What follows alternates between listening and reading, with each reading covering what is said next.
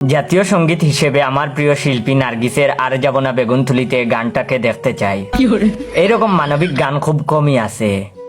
এই গানে লোভ সামলাতে না পারা একজন নারী বেগুন চুরি করতে গিয়ে ক্ষেতের মালিকের কাছে হাতে নাতে ধরা খান, অথচ বেগুনওয়ালা শাস্তি না দিয়ে উল্টো তার থলিতে বেগুন ভরে দেন। সন্ধ্যাবেলায় বেগুন খেতে করতে গেলাম চুরি, বেগুনওয়ালা অমনি আমার হাতটা নিল দড়ি, দইরা নিয়া বইরা দিল বেগুন আমার থলিতে, আর যাব না বেগুন তুলিতে।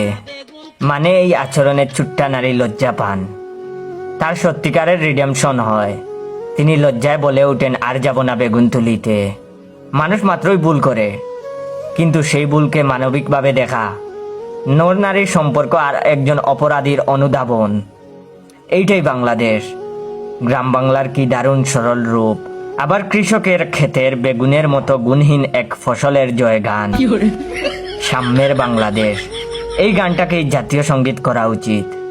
আপনারা হয়তো অনেকে জানেন না, এই নার্গিসের রোমান্টিক গান দিয়ে আপনাদের জয় ভাই প্রথমে ভাইরাল হয়েছিল। যারা যারা চান নার্গিস আপার এই গানটা জাতীয় সঙ্গীত হোক, তারা অবশ্যই কমেন্ট করে বলবেন, আর আপনার বন্ধুদেরও শেয়ার করে বলবেন তারা কি সহমত এই গানটা জাতীয় সঙ্গীত হওয়ার জন্য।